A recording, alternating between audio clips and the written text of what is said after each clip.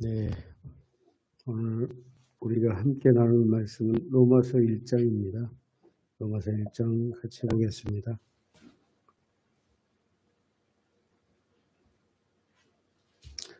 로마서 1장 같이 보겠습니다. 1장 18절에서 23절까지입니다. 찬신 줄 알고 우리 한 목소리로 합독하도록 하겠습니다. 시작. 하나님의 진노가 불의로 진리를 막는 사람들의 모든 경건하지 않음과 불의에 대하여 하늘로부터 나타나느니 이는 하나님을 알 만한 것이 그들 속에 보임이라. 하나님께서 이를 그들에게 보이셨느니라. 창세로부터 그의 보이지 아니하는 것들 곧 그의 영원하신 능력과 신성이 그가 만드신 만물에 분명히 보여 알려졌나니 그러므로 그들이 핑계하지 못할지니라.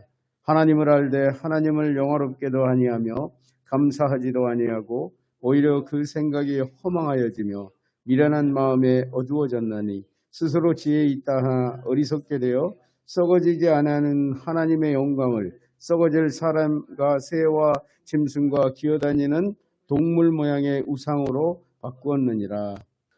네, 선지자 이사야는 이사야서 32장 6절 7절에 보면 이렇게 말합니다. 이는 어리석은 자는 어리석은 것을 말하며 그 마음에 불의를 품어 간사를 행하며 패역한 말로 여호와를 거스리며 줄인 자의 속을 비게 하며 목마른 자에게 마실 것을 없어지게 하며 악한 자는 그 그릇이 악하여 악한 계획을 세워 거짓말로 가련한 자를 멸하며 가난한 자가 말을 바르게 할지라도 그리함이거니와. 하나님을 거역하는 교만한 사람들을 책망하시는 말씀입니다. 오늘 우리가 읽은 이 본문도 이와 유사한 그런 말씀이죠. 하나님을 알만한 것을 보여주시고 하나님의 신성이 세상의 모든 만물을 통해서 나타나 하나님을 알면서도 하나님을 영화롭게 하지도 않고 감사하지도 않고 하나님의 영광을 썩어질 짐승의 모양의 우상으로 바꾸었다라고 말씀하십니다. 우리는 2024년 이 첫 주에 하나님께서 우리에게 무엇을 원하시고 계신지 또 하나님은 무엇을 미워하시는지에 대해서 말씀하시는 내용입니다. 저는 오늘 이 본문을 통해서 하나님을 알면서도 거역하는 인간의 완악함이라는 제목으로 하나님의 말씀을 전하고자 합니다.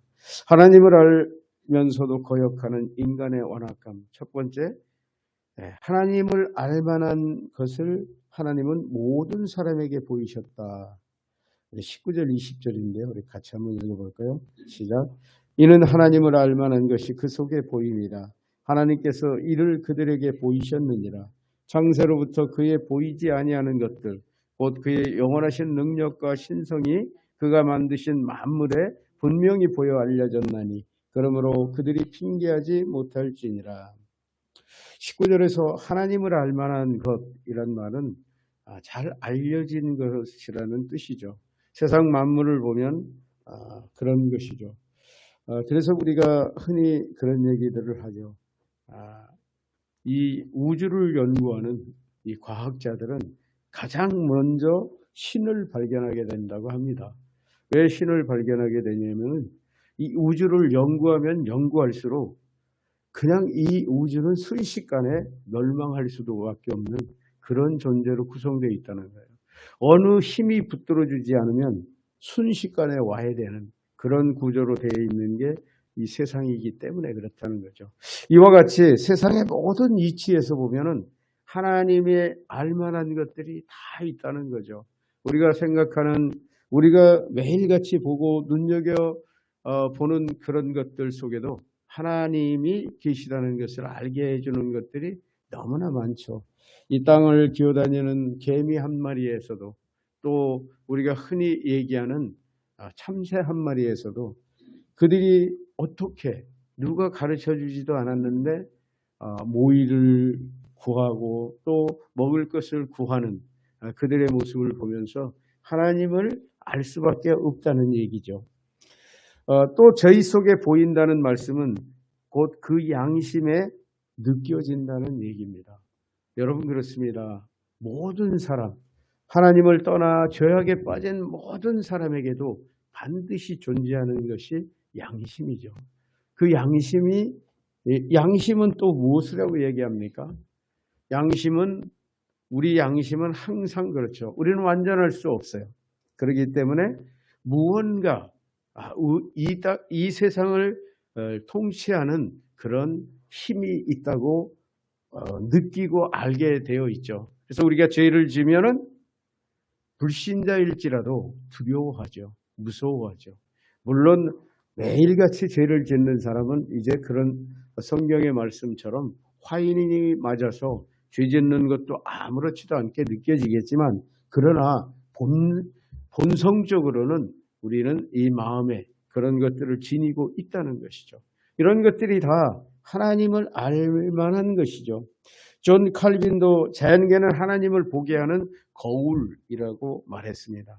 그러나 인간의 본성적인 죄악 때문에 그 심령의 눈이 어두워져서 하나님께서 창조하신 자연계를 바라보면서도 하나님은 보지 못한다라고 말합니다. 이는 성령께서 깨닫게 하시기 전에는 하나님을 알 수 없는 것이기 때문에 그렇다고 말하는 것이죠. 예수님께서는 요한복음 3장 3절에 이렇게 말씀하십니다. 예수께서 대답하여 이르시되 진실로 진실로 네게 이르노니 사람이 거듭나지 아니하면 하나님의 나라를 볼 수 없느니라. 우리의 양심이, 우리의 마음이 이 하나님에 대해서 하나님을 찾지도 않고 하나님을 바라지도 않기 때문에 볼 수 없다는 얘기죠. 거듭나야 볼 수 있는 나라가 하나님의 나라라고 우리는 알고 있습니다. 하나님은 이 나라를 만드시고 치리하시고 통치해 나가시지만 거듭나지 않으면 볼 수가 없기 때문에 그렇죠. 요한복음 3장 5절에서도 더욱 단호하게 예수님께서 말씀하시죠. 예수께서 대답하시되 진실로 진실로 네게 이르노니 사람이 물과 성령으로 나지 아니하면 하나님의 나라에 들어갈 수 없느니라. 즉 이 거듭남이 없이는 하나님의 나라에 들어갈 수 없다라고 말씀하시죠. 정리하면 하나님께서 창조하신 세상을 보고도 하나님을 알 수 없다면 그는 특별 계시, 즉 성경과 성령의 도우심을 받아야 하나님을 알 수 있게 된다는 말씀이죠.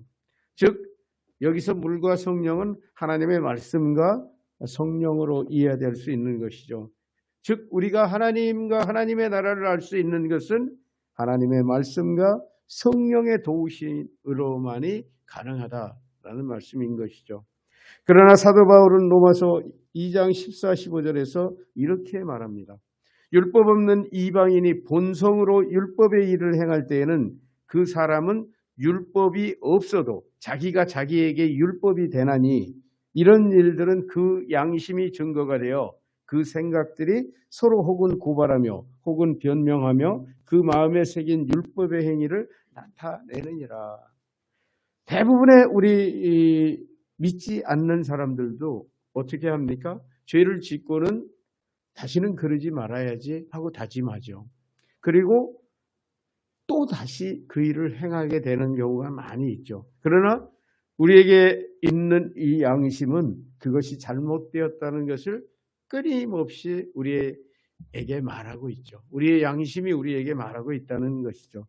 율법을 모르는 자들도 양심의 법으로 바르게 살아가려고 노력한다는 말씀이죠.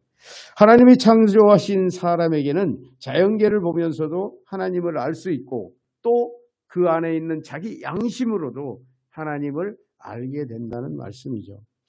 20절에 보면 보이지 아니하는 것에 20절에서 보이지 아니하는 것의 의미는 요한복음 1장 18절에 하신 말씀이죠. 본래 하나님을 본 사람이 없으되 아버지 품속에 있는 독생하신 하나님이 나타내셨느니라. 이 예수님이 오시기 전에 많은 사람들은 하나님을 보지 못했죠. 그래서 하나님을 보이라라고 말하기도 하죠. 이 도마가 그렇게 얘기하잖아요. 아버지를 우리에게 보여주십시오라고 요구하잖아요. 근데 예수님은 분명하게 하나님이 육신을 입고 이 땅에 오신 분이라고 이 도마가 고백을 했죠. 우리는 그 시대 속에서 살아갑니다.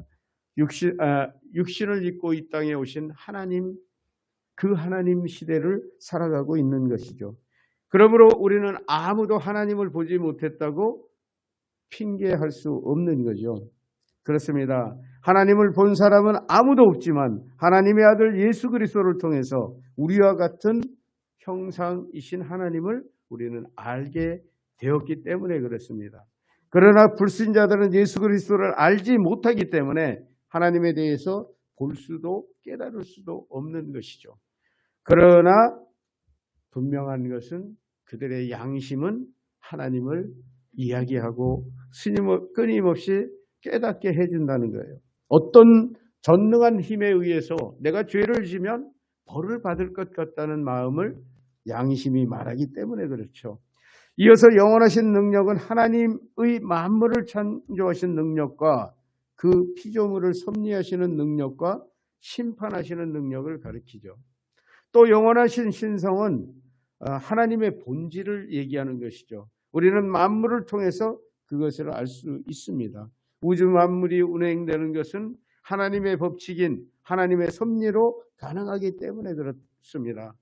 우리 과학자들이 그런 얘기를 한다고 합니다. 우리 인력이, 지구의 인력이, 달의 인력이, 아니면 태양의 인력이 조금만 바뀌면은 서로 땡겨서 우리 지구가 태양으로 끌려가면 불타 없어지게 될 것이고요. 이 달의 인력이나 지구의 인력이 조금만 변형이 생기면 서로가 충돌할 수도 있고 영원히 떨어져 나갈 수도 있는 존재라 이 세상이라는 얘기죠. 그렇습니다. 인간은 어느 누구라도 다 자신의 존재 이유를 알지 못하고 세상의 존재 이유를 알지 못해요. 그렇기 때문에 하나님을 찾지도 않는다는 것이죠. 그러나 인간은 본성적으로 우리 하나님이 창조하신 이 본성적으로 신을 찾게 된 존재들이죠. 그래서 수많은 우리 선교사님들의 간증 속에, 이야기 속에 반드시 등장하는 것이, 이곳에는 아주 사람이 한 번도 외부인이 다녀간 적이 없는 그런 미개한 지역을 가도 반드시 그들이 섬기는 신이 있다고 해요. 어디든 가든지 신이 있대요. 그것은 무엇을 의미합니까? 인간은 본성적으로 하나님을 찾는 그런 존재들이라는 것을 우리에게 알게 해주는 것이죠. 그렇습니다. 인간의 양심은 신의 존재를 가장 예민하게 깨달을 수 있는 것이라는 것이죠. 우리 여러분, 예수를 믿지 않는 사람들도 죄 짓고 얼마나 두려워합니까? 얼마나 두려워합니까? 뭐 때문에 두려워합니까? 아무도 모르는데 두려워하는 이유들, 그것이 바로 신에 대한 두려움이라는 얘기죠. 전능하신 하나님이 계시기 때문에 두려워하는 것이죠. 그래서 누구에게든지, 모든 인간에게는 양심이 있기 때문에 하나님을 두려워하는 마음도 있고 또 신의 벌을 또 두려워하는 그런 마음들이 있게 되는 것이죠. 이 말씀들은 우리가 자주 육신이 약화되는 핑계를 대며 핑계를 대는 때 활용하는 그런 방패막이가 되기 쉽습니다. 그러나 이 것들에 대해서 귀중한 교훈을 주시고 있는 말씀이죠. 우리가 육신이 약한 것 맞습니다. 그러나 우리가 하나님의 말씀에 순종할 수 없을 만큼 약하지 않다는 얘기죠. 그래서 누구든지 하나님 앞에서 나는 약해서 못해요 라고 핑계할 수 없다는 것이죠. 왜? 하나님이 주신 그 육신으로 하나님의 명령을 수행할 수 있는 명령만을 우리에게 주시기 때문에 그래요. 하나님이 우리에게 할 수 없는 일을 하라고 하신다면 하나님은 불의하신 하나님이 되겠죠. 하나님은 결코 우리가 할 수 없는 일들을 명령하시지 않는다는 것이죠. 그래서 우리 2024년 이 한 해에는 하나님이 함께 하시면 우리는 불가능이 없는 것이고요. 하나님이 주신 모든 명령들은 우리가 할 수 있는 명령들을 주신다는 사실을 우리가 귀중한 교훈으로 간직해야 해야 할 것입니다. 결국 본 단락의 결론은 하나님은 모든 것을 말씀하셨기 때문에 아무도 하나님을 알지 못한다고 핑계할 수 없다라는 말씀인 것이죠. 하나님을 알면서도 거역하는 인간의 완악함. 두 번째, 하나님을 알면서도 우상을 섬긴다. 우리 21절에서 3절도 같이 한번 읽어볼까요? 시작. 하나님을 알되 하나님을 영화롭게도 아니하며 감사하지도 아니하고 오히려 그 생각이 허망하여지며 미련한 마음이 어두워졌나니 스스로 지혜 있다 하나 어리석게 되어 썩어지지 않는 하나님의 영광을 썩어질 사람과 새와 짐승과 기어다니는 동물 모양의 우상으로 바꾸었느니라. 여기서 하나님을 안다는 것은 인간이 하나님 없이 살 수 없다는 사실을 의미하는 것이죠. 그런데도 인간은 하나님을 찾고 따르는 사람이 많지 않다는 것이죠. 여러분, 우리 인간의 역사, 우리 인류 역사 이래로 수많은 사람들이 신을 찾았죠. 그래서 수많은 종교들이 있고, 우리 요즘 비교 종교학을 통해서도 여러분 많이 들어보지 않습니까? 수많은 사람들이 또 신앙을 종교를 만들고 그것을 숭배하고 있죠. 근데 여기서 우리가 발견하는 귀중한 것, 그것이 무엇입니까? 모든 사람이 신을 찾고 있다라는 거예요. 모든 사람들이 신을 찾아가고 있다는 거죠. 그런데 그들이 하나님을 바로 알지 못하기 때문에 그 하나님을 바로 찾지 못한 것이 문제일 뿐이지, 하나님을 찾는 인간의 심정은 다 있다는 것을 발견할 수 있었죠. 그렇습니다. 그 하나님이 이 땅에 오셨고 육신을 짓고 이 땅에 오셨고 모든 것을 말씀하셨음에도 불구하고 인간은 하나님을 찾고 따르려 하지 않는다는 것이죠. 그래서 이어서 허망하여지며 미련한 마음이 어두워졌다라고 말씀하신 것은 그들이 하나님을 안다고 하지만 죄로 인하여 하나님을 바로 섬기지 못하고 자기 생각대로 우상을 섬기게 된다는 말씀이죠.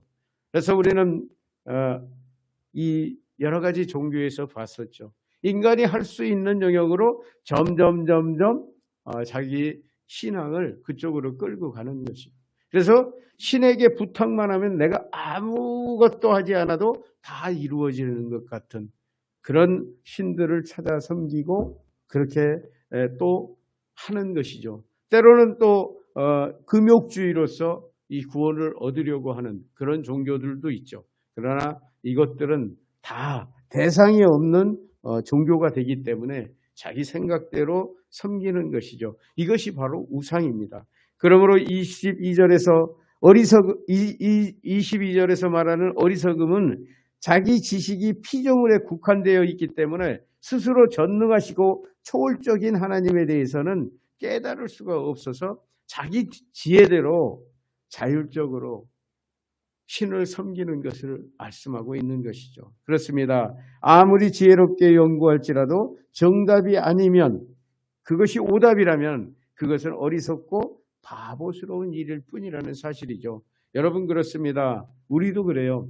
우리 하나님을 믿는 자들도 자기 생각대로 믿을 경우가 너무 많지 않습니까? 어떤 사람은 지식적으로, 어떤 사람은 감정적으로. 그러나 정말 우리가 바르게 만나야 할 분은 하나님이시죠. 예수 그리스도 그분이시죠.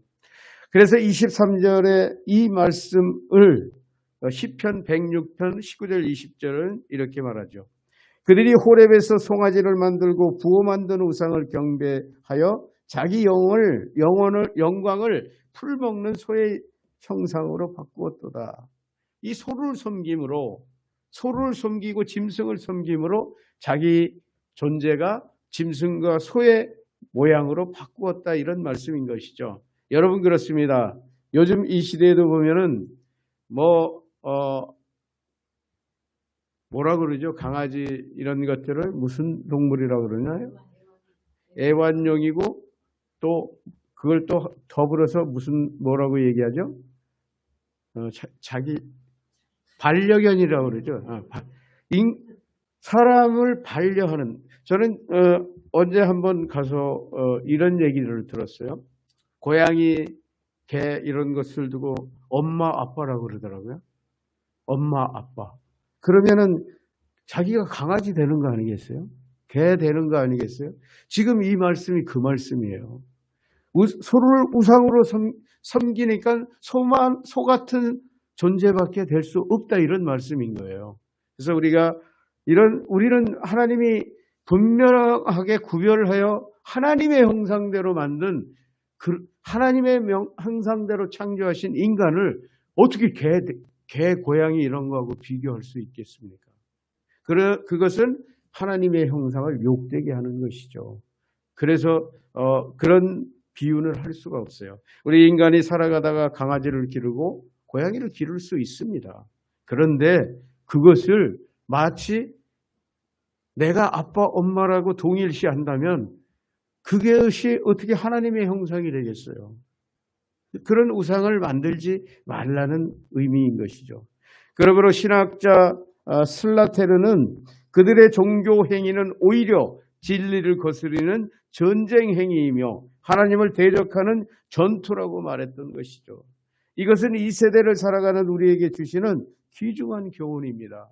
우리는 인간이에요.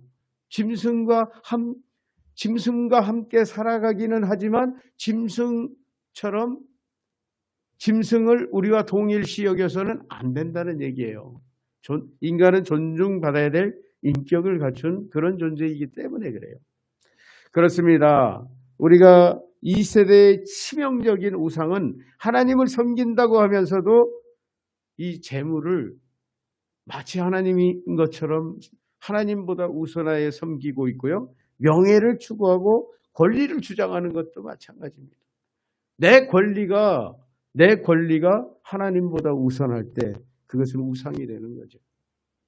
그렇습니다. 내가 가져야 하고 내 이름이 높아져야 하고 내 주장하는 대로 되는 것을 성공이라고 하는 것, 그것을 우상이라고 이 시대에는 말하고 있죠. 왜 그것이 우상일까요? 그것이 하나님보다 우선하기 때문에 우상이 되는 거예요. 돈이 어떤 사람은 우선이고요. 어떤 사람은 명예가 우선이라는 거예요. 하나님보다도 더 많죠. 또 어떤 사람은 자기 권리가 우선이라고 얘기하죠. 이런 것들이 다 이 시대에 나타나는 우상의 모습들이죠. 그렇습니다. 이처럼 이기적이고 세속적인 것을 쫓으면서도 자기는 하나님을 잘 섬긴다고 생각하면 이 사람이 바로 이 오늘 본문에서 말씀하신 어리석은 사람인 것이죠. 그리고 그들이 바로 우상 숭배자가 되는 것입니다. 하나님을 알면서도 거역하는 인간의 완악함, 마지막 세 번째입니다. 하나님은 진리를 막는 모든 불의한 자들을 진노하신다. 우리 18절도 같이 한번 읽어볼까요? 시작. 하나님의 진노가 불의로 진리를 막는 사람들의 모든 경건하지 않음과 불의에 대하여 하늘로부터 나타나느니. 이 말씀은 19절 23절보다 앞에 기록되어 있지만 그 내용은 19절 23절에 대한 하나님의 보응을 전제한 말씀으로 결론과 같은 말씀이에요. 하나님께서는 19절 23절과 같이 진리를 가로막는 인간들의 모든 불경건함과 불의함에 대해서 하늘에서 진노하신다고 지금 말씀하십니다. 18절에서 하나님의 진노는 시편 7편 12절의 말씀이죠. 제가 읽겠습니다. 하나님은 의로우신 재판장이시며 매일 분노하시는 하나님이시로다. 사람이 회개하지 아니하면 그가 그의 칼을 가시며 그의 화를 이미 당기어 예비하셨도다. 하나님은 이 거역하고 또 하나님을 불신하고 하나님을 어리석은 우상과 바꾸는 이 모든 일들에 대해서 분노하신다고 말씀하고 있죠. 하나님은 의로우신 재판장이시기 때문에 이 불의한 것에 대해서 견딜 수 없는 분이에요. 왜 견딜 수 없는 분입니까? 그것이 바로 하나님의 공의로운 하나님이시기 때문에 그래요. 하나님은 두 성품, 가장 두드러진 두 성품을 우리는 뭐라고 얘기합니까? 하나님은 사랑이시고 하나님은 공의이시라고 얘기하시죠. 하나님의 사랑은 우리를 무한정 사랑하신 거예요. 얼마큼? 항상 사랑하세요. 언제까지? 우리가 죽는 그날까지. 죽는 그날까지 끊임없이 이 불신자들도 사랑하셔서 부르시는 거예요. 돌아오라 돌아오라 부르시는 거예요. 그게 주님의 사랑이에요. 근데 하나님은 공의이시기 때문에 죄에 대해서는 반드시 또 심판을 하셔야 된다는 거예요. 지금 시편 기자는 그것을 얘기하고 있는 것이죠. 회개하지 않는 자들을 향해 칼을 갈아놓으시고 활을 이미 당기어 징벌을 예비하셨다고 말씀하십니다. 그날이 언제입니까? 우리가 육신을 벗는 그날입니다. 그날은 하나님은 공의로운 하나님이에요. 심판 자리에 계신 하나님은 공의롭습니다. 그가 행한 대로 갚아주시기 때문에 그렇습니다. 결국 본절은 19, 23절의 불의에 대한 하나님의 보응을 의미합니다. 그렇습니다. 하나님은 선한 일에 상을 주시고 죄악에 대해서는 반드시 징벌하시는 하나님이시라는 사실입니다. 그러나 우리 육신은 하나님의 징벌과 심판을 받아도 바로 깨달을 수 없습니다. 이는 먼저 하나님의 징벌이 인간의 범죄할 때마다 모두 즉각적으로 나타나지 않는 것이기 때문이며, 두 번째는 하나님의 진노하심이 초자연적으로 나타나기보다는 자연 법칙을 통해서 간접적으로 나타나기 때문입니다. 우리 가장 큰 인간의 심판이 뭐였습니까? 홍수 심판이죠. 바로 자연현상을 통해서 하나님이 징벌을 하셨죠. 그렇기 때문에 사람들은, 그때 당시의 노아 때의 사람들은 그 멸망당하는 날까지도 멸망당할 것을 모르고 있었던 것이죠. 바로 그러기 때문에 우리가 깨닫지 못하는 거고, 마지막 세 번째는 하나님께서 때로는 범죄자들에게 그들에게 얼굴을 가리우시기 때문이라고 말하죠. 여러분, 성경에도 그렇게 말씀하시잖아요. 그들을 내버려 두사 그들이 자기 욕심대로 살아가게 하신다고 말씀하신 것을 의미합니다. 그러므로 거듭나지 못한 심령으로는 하나님의 진노를 깨닫지 못하고, 다만 그 진노 아래서 그들의 심령이 늘 불안하게 살아가는 것이죠. 정리하면 하나님은 이러한 죄악에 진노하신다는 것이죠. 그러나 인간은 진노하시는 하나님을 알면서도 완악한 인간은 그 징벌이 즉시 일어나지 않기 때문에 지속적으로 죄악을 범하게 된다는 말씀인 것입니다. 여러분, 말씀을 정리하겠습니다. 저는 오늘 하나님을 알면서도 거역하는 인간의 완악함이라는 제목으로, 첫 번째, 하나님을 알 만한 것을 하나님은 모두에게 보이셨다. 하나님을 알면서도 우상을 섬긴다. 하나님은 모든 불의한 자에게 진노하신다는 세 가지 주제로 말씀을 나누었습니다. 여기서 우리가 발견해야 될 것, 하나님의 사랑입니다. 하나님은 지금이 마치 마지막인 것 같은 그때라도 우리를 부르신다는 사실이죠. 우리가 돌이키고 회개하고 주님 앞에 나아갈 때 이 모든 것을 용서하신다는 사실입니다. 우리 2023년 이 한 해에는 우리가 돌아서는 한 해가 됐으면 좋겠습니다. 온전히 어떠한 환경 속에 있었을지라도, 내가 어떠한 환경에 빠져 있을지라도 우리가 돌이킴으로 하나님의 회복하심을 입는 그런 한 해가 되었으면 좋겠습니다. 그렇습니다. 하나님은 우리가 어떤 환경에 있더라도 자신의 완악함을 버리고 회개하고 돌이킬 때 다시 우리와 함께 해 주신다는 약속의 말씀이 하나님의 징계의 말씀 속에 담겨 있다는 사실입니다. 저는 저와 여러분 모두가 자신의 모든 교만과 완악함을 버리고 주님께 순종하는 종으로 이 한 해를 힘있게 살아가시기를 우리 주님의 이름으로 축원드립니다. 기도하겠습니다. 하나님 감사합니다. 크신 은혜와 사랑으로 오늘도 저희를 불러주시고 저희 예배를 받아주셔서 감사합니다. 우리의 교만이 하나님을 멀리하고 하나님 기뻐하지 아니하시는 우상에 빠지지 않게 도와주시고 하나님의 영광의 도구들로 힘있게 쓰임받게 하여 주시옵소서. 오늘 하나님 또 우리의 이 한 해의 모든 우리의 삶을 우리 하나님께 의탁합니다. 하나님께서 친히 통치하시고 다스리시고 주관하시고 인도하셔서 하나님의 기뻐하시는 뜻대로 살아가는 이 한 해가 되게 하여 주시옵소서. 함께 하실 우리 주님을 찬양합니다. 감사합니다. 감사합니다. 예수 그리스도 이름으로 감사하며 기도하옵나이다. 아멘.